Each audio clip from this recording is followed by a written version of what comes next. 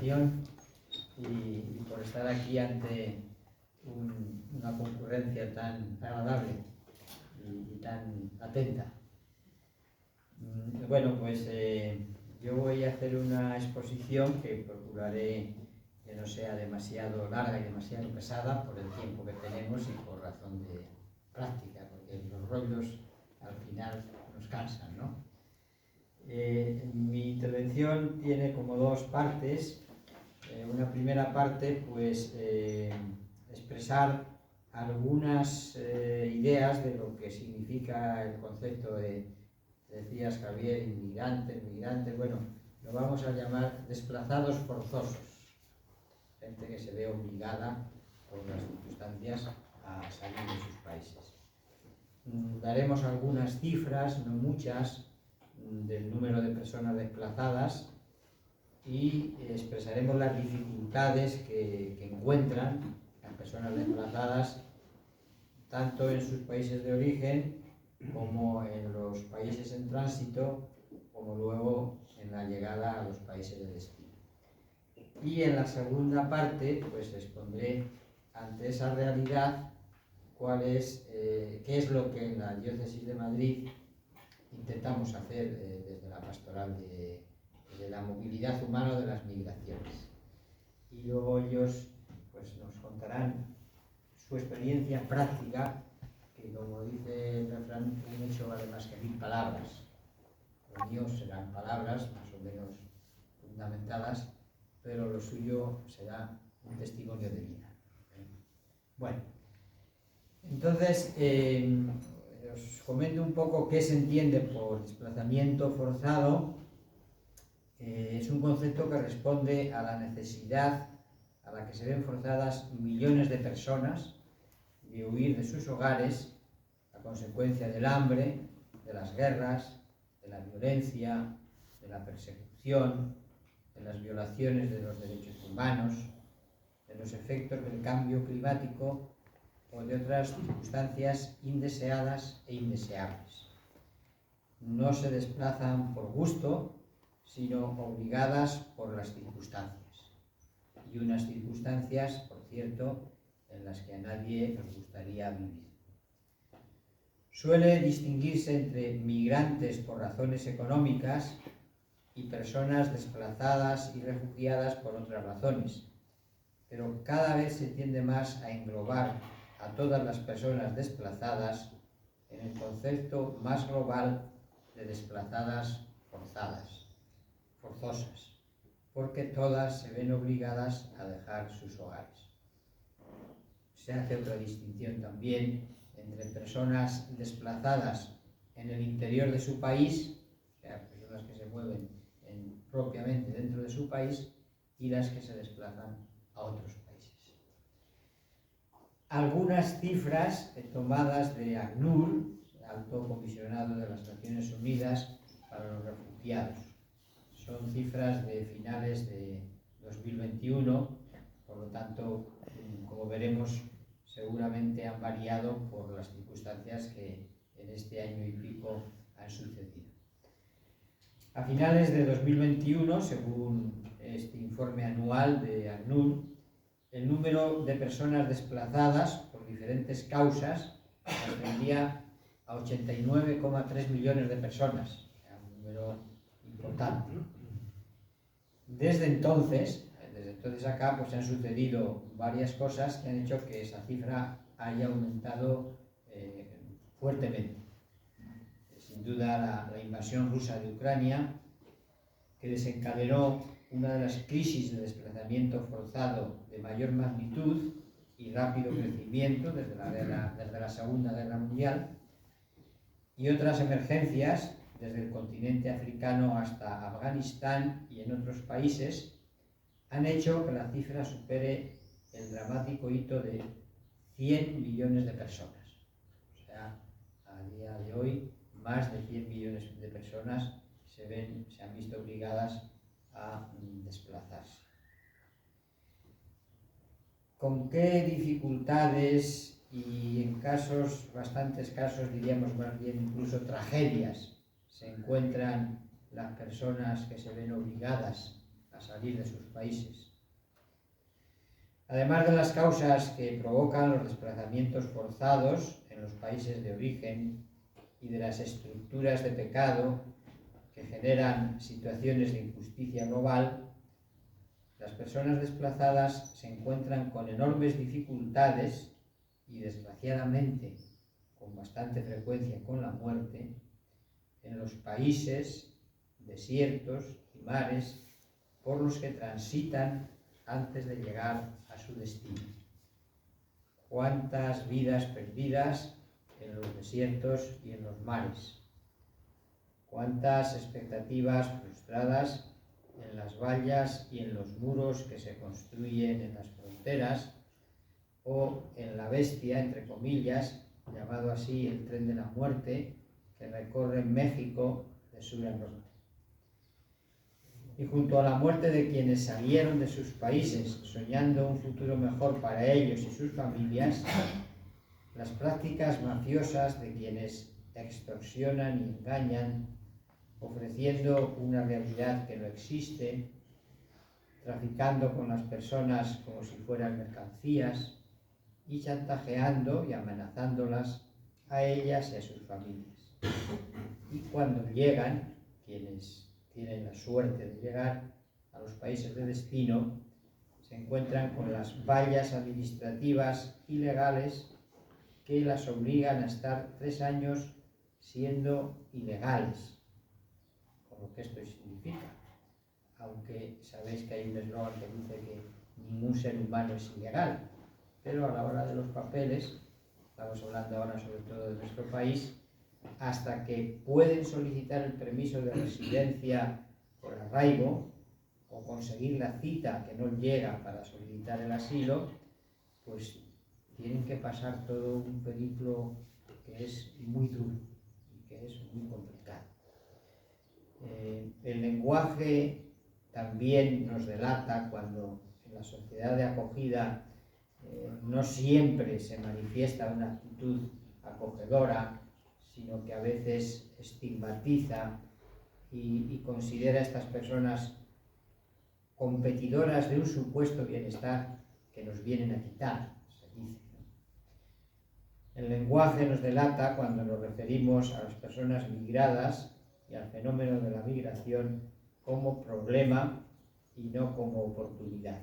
Es decir, una cosa es los problemas y las dificultades que se encuentran las personas que se ven obligadas a migrar, y otra cosa es que cuando hablemos del asunto de las migraciones, hablemos del problema de las migraciones. El lenguaje nos delata porque si lo miramos como desde la perspectiva de la oportunidad y del enriquecimiento que supone la llegada de estas personas, pues la perspectiva y seguramente la actitud también cambia. Eso no evita, como digo, evidentemente considerar las dificultades y los problemas que las personas experimentan. Pero a la hora de hablar, yo creo que sería bueno que nos refiriéramos a la oportunidad y al enriquecimiento que nos supone para nuestra sociedad, para nuestras comunidades, para nuestras parroquias, la llegada de las personas migrantes. He resaltado más en esta introducción las dificultades y las trabas de todo tipo que se les pone a las personas que están intentando ejercer el derecho a emigrar, porque no se les reconoce en la práctica el derecho a no emigrar. De hecho, teniendo en cuenta este planteamiento, el lema de la próxima jornada mundial, que es el último domingo de septiembre, en el mensaje del Papa, se nos dice libres para emigrar o no. O sea, lo suyo sería que las personas no se vieran obligadas a salir de sus países. Por lo tanto, habría que fomentar que en los países de origen se fomentaran prácticas de desarrollo que evitaran que las personas se vieran obligadas. Entonces, libres para emigrar o no emigrar. Pero quisiera señalar como cosas positivas, aunque sea de una manera rápida, la actividad de organizaciones civiles y eclesiales que implementan proyectos de desarrollo en los países de origen, la de organizaciones humanitarias que salvan y rescatan vidas en el mar o contribuyen a paliar el sufrimiento de esos éxodos masivos, tanto en los países y lugares de tránsito, y lo mismo en los países de destino. Hay muchas personas y organizaciones eclesiales y civiles que ejercen en la práctica lo que Jesús nos propone en la parábola del buen samaritano. Esta es un poco la introducción, el partir de la realidad, lo que diríamos un poco el ver, ¿no? ¿De dónde partimos? Lo que brevemente voy a exponer ahora es lo que modestamente realizamos desde la Delegación de Pastoral de la Movilidad Humana, Migraciones, en nombre de la Diócesis de Madrid, de la Iglesia de Madrid, y en trabajo en red con otras entidades de la Iglesia y de la sociedad madrileñas para acoger, proteger, promover e integrar a las personas migradas que llaman a nuestras puertas. Y hay como algunos marcos o ejes generales de estas líneas de acción. Telegráficamente os señalo. En primer lugar, el Evangelio, como no podría ser de otra manera. Habría muchísimos textos a los que recurrir y en los que fundamentarnos, pero seguramente hay uno muy emblemático que todos conocemos muy bien, que es la parábola del juicio final, ¿no? En la que Jesús se imagina ese juicio separando a unos de otros, y a algunos les dice: venid benditos de mi Padre, porque tuve hambre y me disteis de comer, tuve sed y me disteis de beber, fui forastero y me acogisteis. Y estos sorprendidos dicen: Señor, ¿y cuándo sucedió eso? Pues cuando lo hicisteis con uno de estos mis humildes hermanos, conmigo lo hicisteis. Y a la inversa. Lógicamente, esta pastoral se tiene que fundamentar en el Evangelio y en la palabra de Dios. También en el mensaje del Papa con motivo de la Jornada Mundial del Migrante y del Refugiado, que estamos todavía, no la que os he anunciado que será el 24 de septiembre, sino toda esta campaña del año anterior, cuyo lema es construir el futuro con los migrantes y refugiados. Ahí el Papa pues, nos hace unos planteamientos muy precisos y muy claros de cómo no se trata solo de hacer cosas para los migrantes, sino de construir con ellos el futuro. En tercer lugar, como otro marco interesante, es el lema del documento del trabajo del sínodo. Sabéis que estamos en este momento en el proceso de sínodo en la Iglesia Universal, y en la fase continental que ha terminado recientemente tenía un lema que es muy elocuente también, basado en un texto del profeta Isaías: ensancha el espacio de tu tienda. Es decir, no te quedes en lo conocido, en lo trillado, abre el espacio de tu tienda y haz de tu casa, de tu comunidad, de tu persona, un lugar, un espacio acogedor. Y por último, la carta pastoral de nuestro arzobispo don Carlos para este curso, a la misión retornar a la alegría del Evangelio. Bueno, estos son un poco como los marcos o ejes generales de las líneas de pastoral. Os presento algunos datos en el municipio de Madrid del 1 de julio de 2022, que son tomados del Departamento de Estadística del Ayuntamiento. Seguramente están basados en el padrón municipal. No quiero abrumaros con ellos, no os voy a ofrecer muchos, pero sí algunos que pueden ser indicativos. Los datos siempre se refieren sobre todo a personas y hay que tomarlos así, como referidos a personas, pero pueden darnos alguna idea de la importancia que tiene esta realidad de la migración. No es algo anecdótico, no son cifras pequeñas, son cifras que nos hablan de que este proceso de mestizaje, diríamos, de mezcla en nuestra sociedad madrileña en concreto, es un asunto real. Sobre un total de 3.339.295 habitantes en Madrid, 552.576 son inmigrantes, lo cual supone un 16,5% aproximadamente, un porcentaje que está bastante elevado. Si tenemos en cuenta que habrá hijos que son ya españoles, esto nos indica que el mestizaje en Madrid no es pequeño y que seguramente va a ir a más. De estos 552.576 inmigrantes, 51.983 son de Venezuela, 45.295 son de Colombia, 39.729 son de Rumanía y 37.398 son de Perú. Siguen en cantidades menores, pero también significativas, China, Italia, Honduras, Ecuador y Marruecos.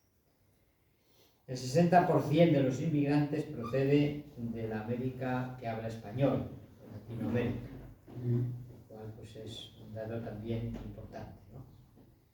Y luego ya por distritos, el de centro es el que concentra más extranjeros, el 25,84%, o sea, una cuarta parte de la población.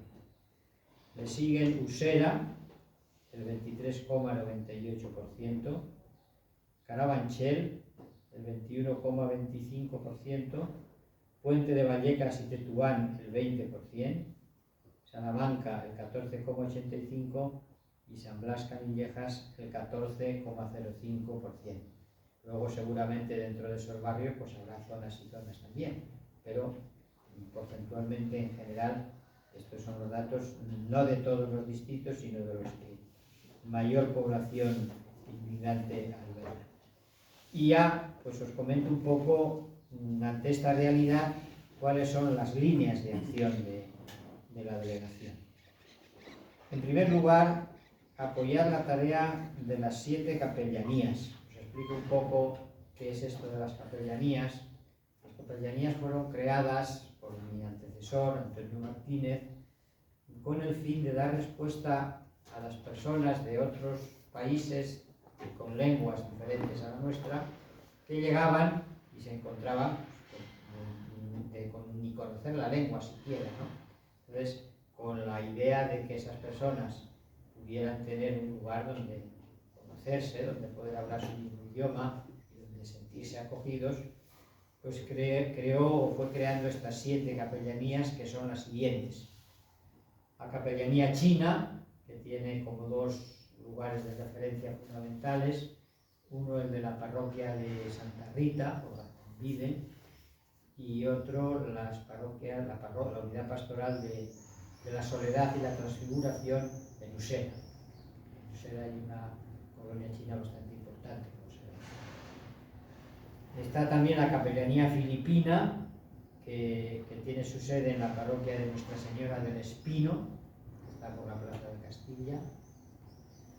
La capellanía polaca, que tiene su sede en la parroquia de Nuestra Señora de la Paz, en Vallecas, en la Vicaría Cuarta, y otro lugar de referencia importante también en Santo Domingo de Guzmán, en Carabanchel. La capellanía rumana de rito latino, que se reúnen en la parroquia de la Crucifixión, por Laguna. La parroquia rumana de rito oriental, la capellanía rumana de rito oriental, que se reúne en la parroquia de las Angustias, de las Angustias, la Vicaría Quinta. La capellanía ucraniana de rito oriental, que se reúnen en la parroquia del Buen Suceso, en Argüelles. Y la capellanía africana, que se reúnen en la parroquia del Purísimo Corazón de María, que está por Embajadores. ¿En qué sentido trabajamos con las capellanías o trabajan las capellanías? En un doble sentido. Por un lado, el de la inserción e integración en la parroquia a la que están vinculados, o sea, que no se conviertan en guetos, diríamos, pero por otro lado, el del mantenimiento de su riqueza y especificidad propias. O sea, ahí hay un equilibrio que a veces no siempre es fácil de conseguir. Por un lado, eso, que se vayan integrando en la parroquia a la que están vinculadas, pero que a la vez esa integración no signifique una disolución absoluta de sus valores, de sus riquezas, sino que con esos valores y esas riquezas enriquezcan también a la comunidad de acogida. En segundo lugar, otra línea de acción es seguir manteniendo y mejorando en la medida de lo posible nuestra presencia en el CIE, Centro de Internamiento para Extranjeros, que está en Aluche, y que ahora está cerrado temporalmente por reformas desde el 15 de enero. Nos han dicho que las obras durarán unos 6 meses. Al final, pues retomaremos nuestra presencia allí. Cuando hablo de nuestra presencia me refiero a los 2 capellanes que tenemos nombramiento, que somos José Luis Segovia, Josito, y un servidor. Nuestra tarea allí tiene dos dimensiones fundamentales. Una, los jueves por la tarde escuchamos a aquellas personas internas que quieren hablar con nosotros. Hay personas que solicitan, quieren hablar, y esas personas pues son escuchadas los jueves por la tarde. Y luego los domingos por la mañana tenemos la celebración de la Eucaristía, también para las personas que quieren participar. Es una tarea limitada en el tiempo, porque en los CIE no se puede permanecer más de 2 meses.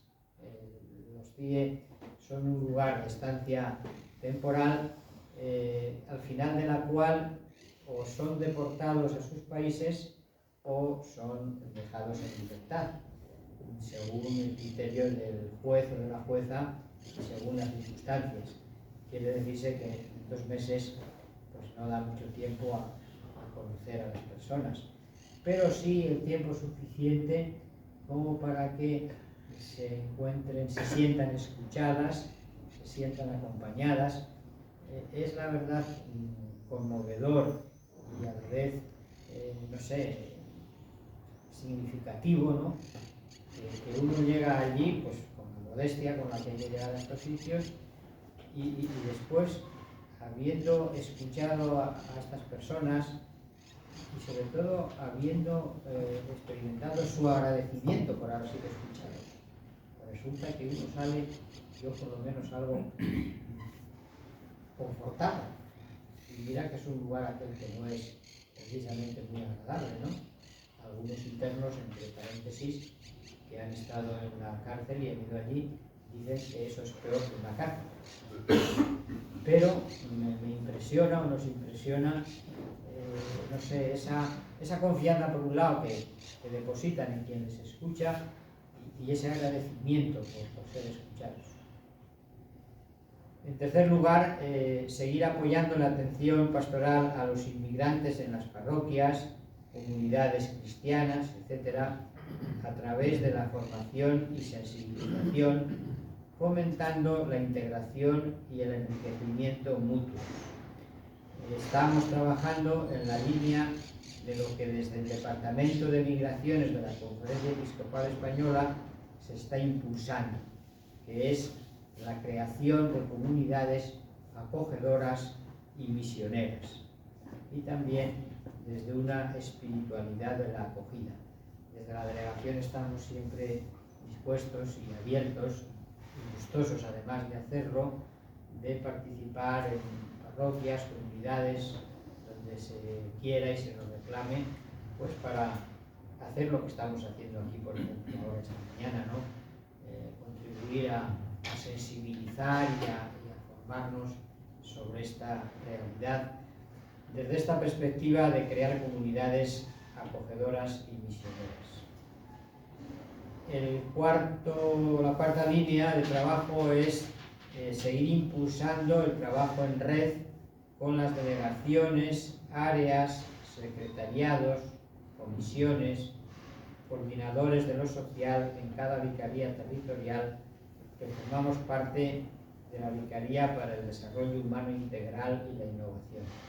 La delegación está inserta dentro del organigrama diocesano en la Vicaría de Pastoral Social e Innovación, junto a otras delegaciones y áreas de lo social, pastoral del trabajo, pastoral del tráfico, pastoral penitenciaria, etc. Y ahí pues lo que se trata es de eso, de fomentar el trabajo en red y la coordinación.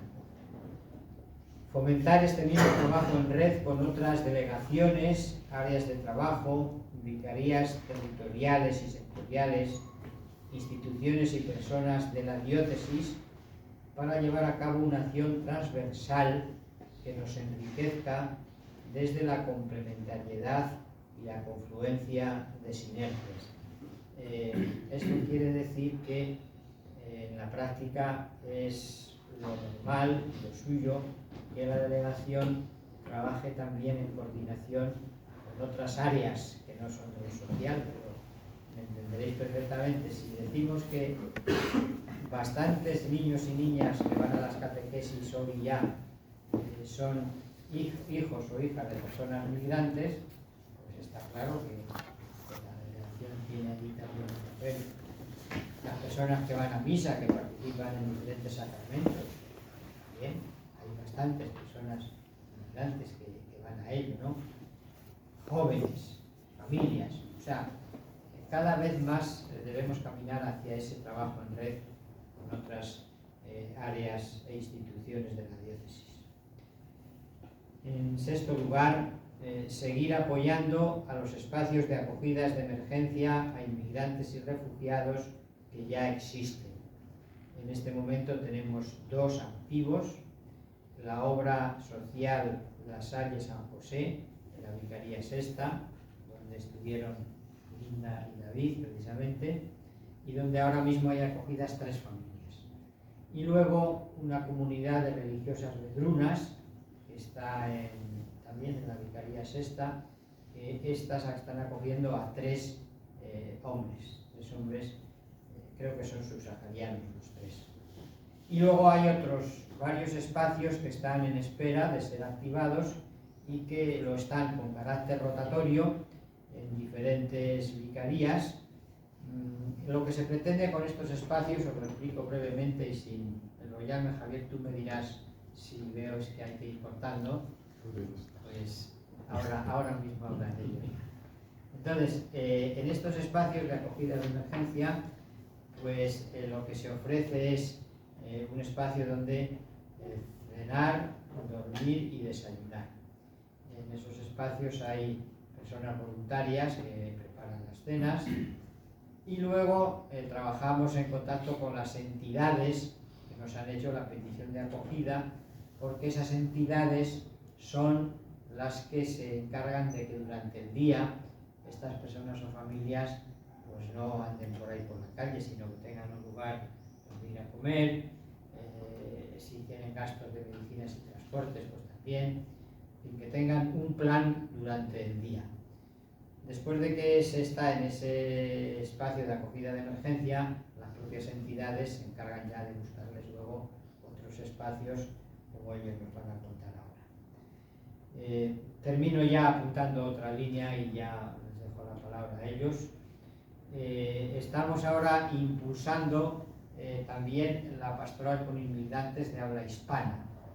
Es una realidad que en nuestras parroquias hay bastantes personas que hablan nuestro mismo idioma y que forman parte de nuestras comunidades. Se está haciendo ya bastante en este terreno, pero queremos dar un impulso mayor en esa línea de integración. Hemos elaborado una guía que te la haré llegar, Javier, para que en otra reunión que tengáis se la distribuyas. Se llama así: Guía de Acompañamiento Pastoral a los Inmigrantes de Habla Hispana. y ahí se ofrecen como algunos criterios, algunas sugerencias prácticas para esa pastoral de acogida, y se reflejan también algunas prácticas, algunas buenas prácticas que ya se están realizando y que sirvan un poco pues como de referencia, ¿no? Y también algunas devociones concretas que se celebran en diferentes parroquias de Madrid, pues para que se conozcan y se potencien. Y nada, pues ya me callo, y Linda y David pues contándonos su experiencia, ¿vale? Bueno, mucho gusto. Mi nombre es Linda, mi esposo David, venimos de Guatemala. Bueno, hace ya casi 5 años salimos de Guatemala porque quisieron secuestrar a nuestra hija, a nuestra segunda hija. Tenemos 3 niñas, una de 11, una que cumple hoy 10 y una de 7. Quisieron secuestrar a nuestra niña después de varios días y semanas de estarnos vigilando. Ese mismo día que la quisieron quitar, no me la pudieron quitar, gracias a Dios, me aferré a ella mucho, no me la pudieron quitar. Esa misma noche salimos para República Dominicana, porque ahí estaba mi cuñado viviendo, trabajando, y no teníamos a ningún otro lugar donde ir porque estábamos en nuestra casa y realmente nos venían vigilando, y si nos íbamos a meter a la casa de mis papás nos iban a ir a buscar ahí, no sabemos ni por qué. Ya estando en República Dominicana vivimos 3 años pensando que allí nos íbamos a establecer. Buscamos a un abogado para que pudiera sacar nuestros papeles, porque mi esposo ya estaba trabajando.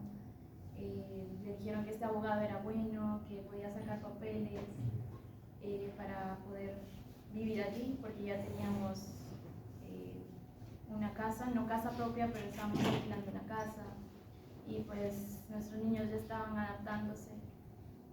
Cuando este abogado empezó a pedirnos dinero, pues nuestros ahorros que sacamos de Guatemala, todo lo que teníamos, se lo dimos, se lo seguíamos dando, nos quedamos completamente sin nada.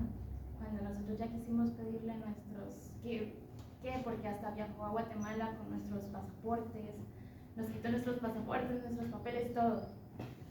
Él no tenía nada, no tenía absolutamente nada. Y le dijimos que lo íbamos a demandar, que fuimos a hablar con nuestro cónsul de Guatemala y nos amenazó otra vez, ahí sí de muerte, a mi esposo, que les iba a hacer algo a mis hijos porque tenían sus papeles. Entonces ya con ese miedo fuimos con nuestro cónsul a otra ciudad, porque estábamos en Santiago de los Caballeros. Nos trasladamos a Santo Domingo. Ya en Santo Domingo nos dijeron que buscáramos ayuda en otras embajadas porque no podíamos regresar a Guatemala tampoco. Entonces no sabían qué hacer, porque lo único que podía hacer nuestro cónsul era regresarnos a Guatemala, pero él dijo, tampoco pueden regresar ahí, entonces no sé, pueden buscar ayudas en otras embajadas, pero nosotros no sabíamos ya qué hacer, porque prácticamente tuvimos que vender todo en Santiago de los Caballeros y nos quedamos con 2 maletas, no sabiendo qué hacer. Entonces buscamos en internet, encontramos ACNUR de República Dominicana, donde ellos nos pudieron ayudar un poco, pero de igual forma no podían hacer nada, porque nos dijeron, podemos demandar al abogado, pero ustedes ya no tienen en dónde estar. Entonces buscaron una casa, nos querían ayudar, pero no pudieron hacer nada más. Entonces, con lo único que nos quedaba, porque tuvimos que vender el coche que había comprado mi esposo, que era lo único que nos movía con las 2 maletas y los 3 niños, andar de Airbnb en Airbnb, viendo qué hacer, porque el Señor siempre nos decía, ustedes están ahí, tenía nuestro número de teléfono, y decía, pero ustedes no van a salir porque tenemos los papeles. Entonces, antes de salir yo le mentí al abogado y le dije, mire, fíjese que yo voy a inscribir a mis hijos y necesito los pasaportes, yo ahora se los regreso. Y dijo, sí, pero me los trae. Y ya no se los llevé. Ahí fue donde salimos para Santo Domingo, estuvimos de Airbnb y Airbnb viendo qué hacer. y ver cómo nuestros niños decían, bueno, ¿en dónde vamos a estar al fin? Y la familia de mi esposo está en Estados Unidos, gracias a Dios nos ayudaron. Y no sé, no sabemos, no sé si fue por medio de YouTube que pasábamos viendo todo el día encerrados o qué, pero salió España, no sé cómo. Y pues lo platicamos y dijimos, pues no hay otra opción. Nos ayudaron con los boletos. Y el septiembre del año pasado, un 16 de septiembre, salimos para acá, sin conocer a nadie, sin saber qué iba a pasar, y con lo único que ya nos quedaba y que ya no nos podían seguir ayudando nuestra familia fue tener un hotel en Alcalá de Henares por 5 días. Ya estando aquí, rogándole a Dios que nos dejaran pasar inmigración, que no nos dijeran nada, nos tocó una policía muy buena, de verdad, como un ángel, porque no nos pidió absolutamente nada y nos dejó pasar. Llegando a Alcalá, en el taxi, porque tomamos un taxi para el Airbnb, le escribí a Nur de aquí a España y nos dijeron que me mandó un montón, el correo decía mucho y no había un montón de links y no sabía qué hacer ese día, no sé, pasamos 4 días, fueron 5 días que se pagaron en Alcalá de Henares en un Airbnb y sin saber qué hacer hasta que logré me puse en contacto, bueno, llegaron los 5 días y teníamos que salir de allí, de ese hotel y ya no saber a dónde ir. Sacamos las maletas y nos fuimos para un parque con los 3 niños. Como 5 horas creo que estuvimos ahí llamando. Llamé a Samur, llamé un montón de números y me dijeron, mire, usted no tiene una hoja blanca, no sabía que era la hoja blanca, no sabía qué era, no sabíamos. Cuando otra vez localicé a Nur y me dijo, mire, yo le mandé un correo, en ese link es para buscar una cita de asilo, la cita de asilo. Entonces en ese momento yo dije, bueno, porque Samur dijo, y nosotros vamos a recogerlos, no llegaron. Y ya la gente nos veía raro con las maletas y los niños en el parque. Entonces, quedaban como 500 euros, sí, mucho de lo que traíamos, de haberles comprado comida y a los niños y eso. Y dijo David, no podemos quedarnos en el parque, nos van a quitar a los niños. Entonces buscó un hotel barato en Torrejón de Ardoz, tuvimos que trasladarnos para ver. Y ahí estuvimos. Cuando yo ya pude hacerlo de la cita, me metí al link y me metía y decía no hay citas, y me metía y no hay citas. Ese mismo día que salimos de Alcalá de Henares, pude conseguir una cita, pude conseguir la cita para asilo para el 21 de octubre. Para el 21 de octubre la conseguimos, pero en esos días no sabíamos qué hacer porque ya literalmente ya no teníamos ni un solo centavo. Nos íbamos al parque a buscar en el internet y ver qué hacer.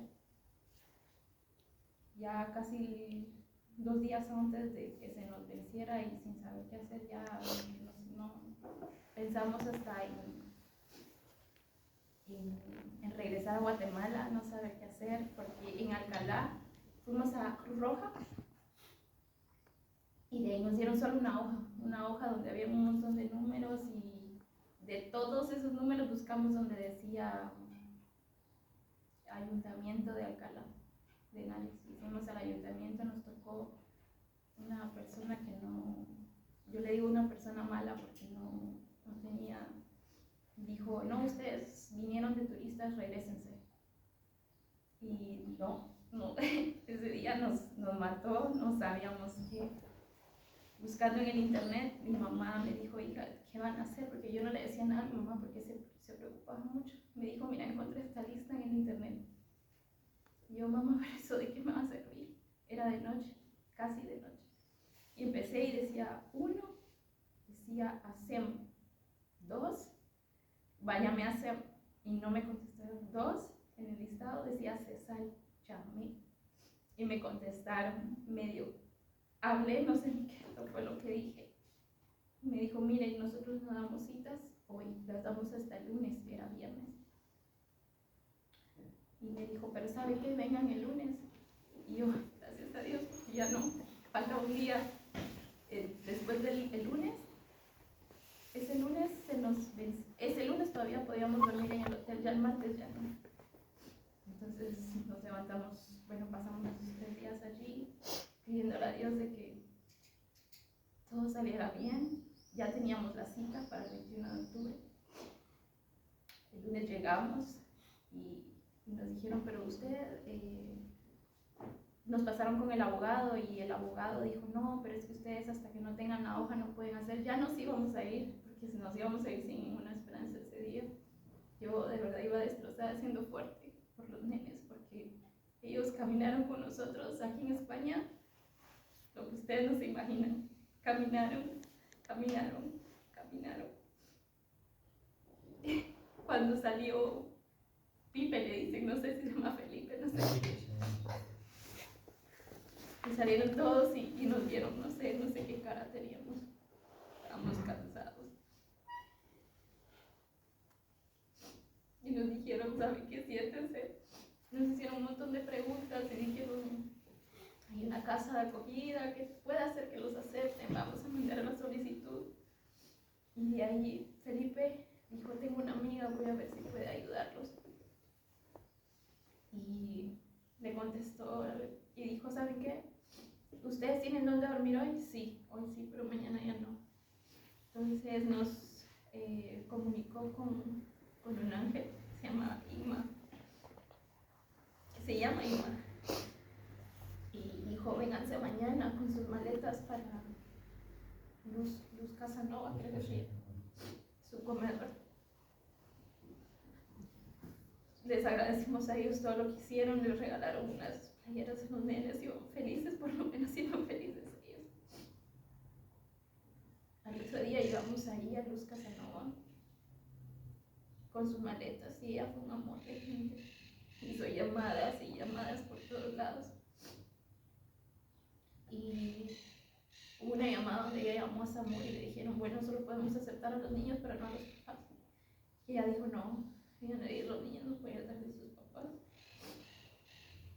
Y no sé cómo logró que nos pudieran dar una semana en Vallecas, Las Caracolas.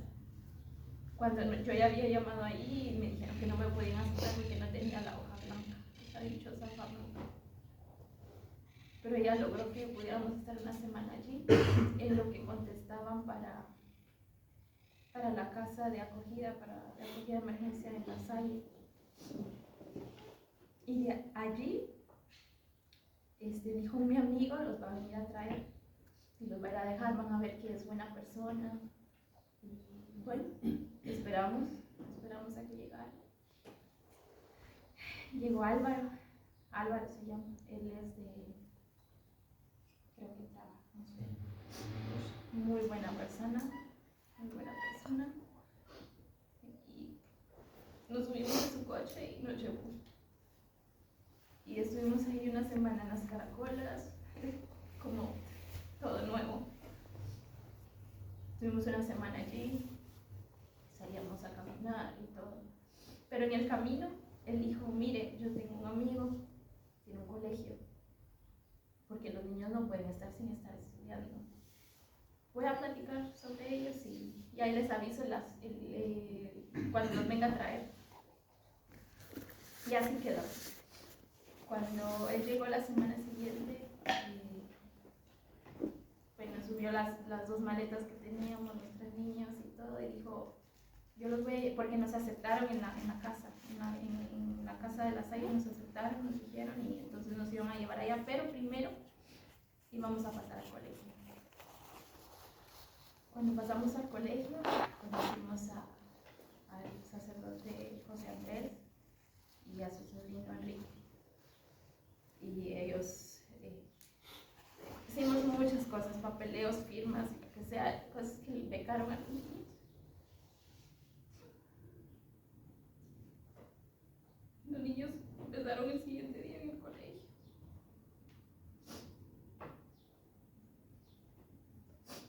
a La Salle, nos fueron a dejar a La Salle después de haber inscrito a los niños. Nos aceptaron bien, el señor Javier nos aceptó.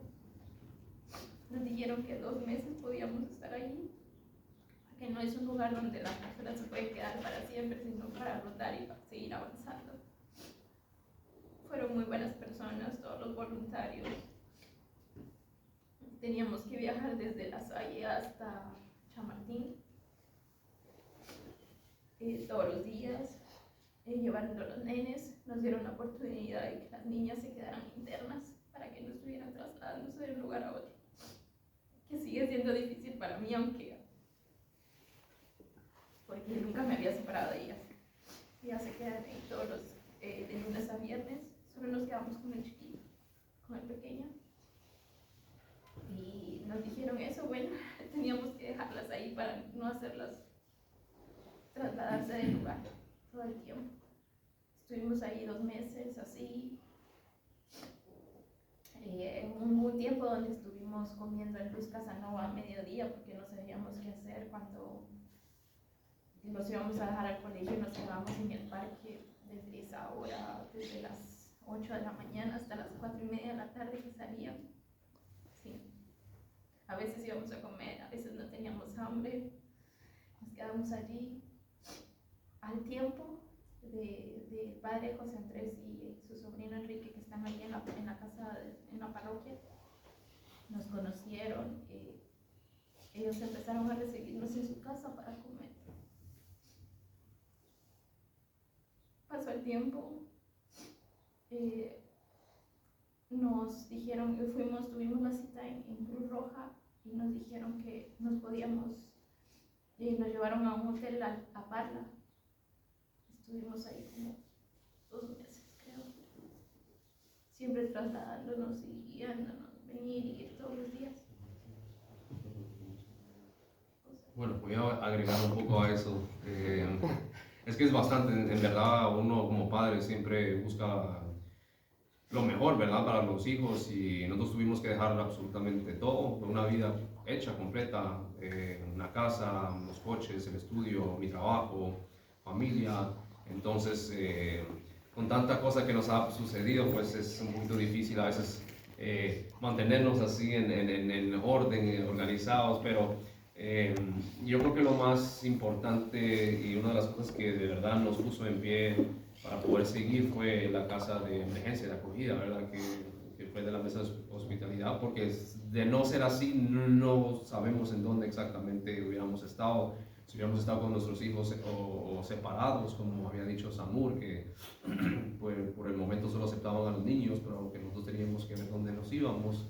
Y bueno, en verdad que llegamos con Javier, ¿verdad?, de la mesa, y nos atendió muy bien. O sea, fue nosotros somos, bueno, cristianos evangélicos, ¿verdad?, pero nosotros reconocemos, o sea, yo creo que no hay, por ejemplo, el amor al prójimo, ¿verdad?, existe en cualquier religión. Yo creo que ese es el tema principal de cualquier religión, el amor hacia el prójimo, siempre, el amor. Y nos encontramos con Javier y con las personas, los voluntarios que nos daban de comer durante las noches, ¿verdad?, como no podíamos estar durante el día. Personas maravillosas que hasta la fecha hemos quedado como buenos amigos por el hecho de que es un amor sincero, es un amor que ponen en pie de lo que dice la palabra de Dios, ¿verdad?, de amar al prójimo. Y nosotros lo vimos, yo lo experimenté bastante con ellos, y gracias a eso es de que nosotros hemos estado tan agradecidos con las personas de la mesa de la hospitalidad, de la parroquia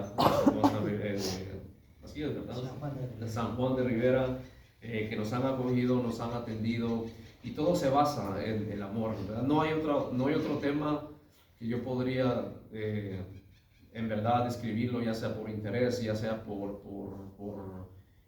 papeles, por cuestión, no, sino que simplemente es amor lo que hemos visto. Y en verdad que yo le decía a mi esposa que hasta la fecha nos hemos sentido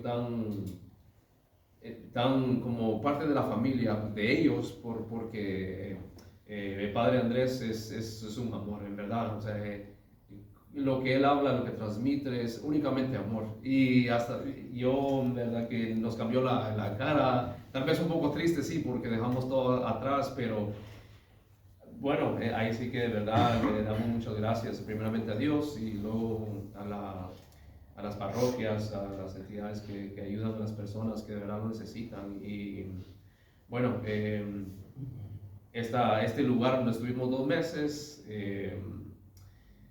luego de ahí nos pasamos para Parla, ¿verdad? Parla, de regreso, nos querían mandar a Valencia, pero Enrique, que es el director del colegio, estuvimos platicando por un tiempo y nos acogió. O sea, él dijo, no, ustedes no se van a ningún lado, se quedan con nosotros, vénganse. Y Padre Andrés también, que dijo, bueno, es los niños, ¿verdad? O sea, aman a los niños como que fueran de ellos y de mis hijos hacia ellos también como que fueran el abuelo, le dicen. Pero estamos con ellos, estamos muy contentos y en verdad que siempre decimos gracias a las parroquias, gracias al amor hacia el prójimo, que nosotros estamos donde estamos ahora, que gracias a Dios tenemos nuestro NIE, ¿verdad? Ya se nos activó el permiso de trabajo la semana pasada.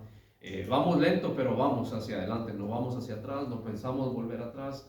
Y bueno, hasta ahora que nos tuvimos el gusto de juntarnos con Rufino de nuevo para poder platicar un poco de esto, porque sí, el tiempo se va, en Madrid se va rapidísimo, es trabajo. Y bueno, también hemos estado viendo muchas personas, ¿verdad? Muchos, por ejemplo, yo estoy trabajando en la residencia que está al lado, justo al lado de San Juan de Ribera, ayudando a unas personas ahí durante el tiempo. Durante el día me toca sacarlos, ¿verdad? Pero para mí yo lo hago con toda gratitud, en verdad, que me sale del corazón, por el hecho de que una vez me lo hicieron a mí, yo también lo puedo hacer por otras personas y a mí no me pesa nada. Tal vez a muchos les da vergüenza, ¿verdad? Que, ay, es que sacar a un anciano o es que es mucho trabajo, pero para mí ha sido o sea, y yo creo que lo reflejo con ellos y ellos conmigo, que se dan cuenta de que lo hago de todo corazón. Y no tengo nada más que decir, no me voy a meter a los detalles de la historia porque yo creo que mi esposa ya lo comentó un poco más, pero lo único que sí, lo que podemos decir es de verdad que muchas gracias a cada persona que pone, aunque sea 5 minutos, o pone 1 euro, o pone una tortilla que nos encanta para cenar y cositas así. En verdad que muchas gracias a todos y espero que nunca lleguen a ese punto donde tengan que dejar su tierra para ir a buscar la seguridad para su familia. Así que de verdad, de todo corazón, muchas gracias, Rufino. Y tal vez no los conozco, pero yo sé que todos tenemos esa misma esencia dentro del corazón de amarnos unos al otro. Y tal vez podamos ser diferentes físicamente, pero en verdad, muchas gracias.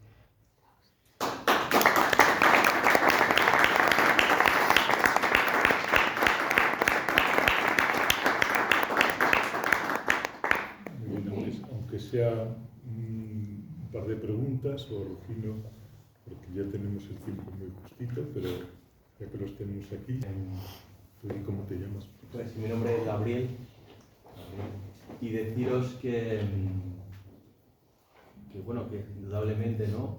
Aquí en España, en Madrid concretamente, ¿no? Y a través de la diócesis, etcétera, la Mesa Hospitalidad, habéis recibido una ayuda, eso es indudable, ¿no? Pero vuestro testimonio, vuestra fuerza, vuestra ganas de superación, vuestro anhelo de luchar por vuestros hijos y por vuestra unión familiar, es un ejemplo para todos nosotros. O sea que es un dar y recibir, eso tenerlo presente. El testimonio que nos habéis dado es una gran riqueza también para nosotros, que la necesitamos. Así que gracias. Gracias a todos. Parecido, yo apoyo también a una familia de refugiados ya apoyo a terminar, de El Salvador. Estos también son evangélicos y de la pastor incluso. Y bueno, pues tú lo has dicho, ¿no? Compartimos la misma fe en el amor de Dios y bueno, para mí ellos también han sido también un testimonio de fe en Dios, de fe probada. La fe hay que probada, es fe más auténtica, ¿no? Y de que ellos siempre han confiado en Dios. Cierto que nosotros les hemos dado mucha ayuda, mucho más que a vosotros, la que habéis recibido vosotros. Somos un grupo de gente grande. y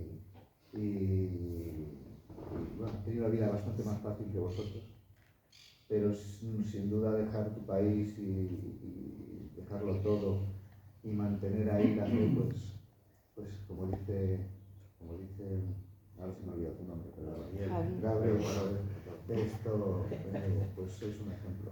Muchas gracias. Sí, gracias. Historia me ha recordado algunas que he escuchado en la parroquia, ¿no? Y veo ahora mismo no sé si sobre todo Rufino a lo mejor está más consciente de la dificultad que hay ahora mismo para conseguir esa hoja blanca, ¿no? O sea, me da la sensación de que desde la Comunidad de Madrid hay un endurecimiento o una dificultad, ¿no?, de conseguir esa cita. No sé si hay algo de alguna manera, no decir orquestado, ¿no?, pero mi sensación es que ahora mismo cuesta muchísimo. Sí, como iba un poquito rápido, no mencioné una de las tareas que realizamos desde la mesa y desde la delegación, que llamamos de incidencia pública, ¿no? Y precisamente ante este hecho al que estás aludiendo, de la práctica, ahora parece que se ha dictado algún número. Es que precisamente es eso, es que a nosotros nos dicen que hay aplicaciones de móvil que están todo el rato llamando a ese número.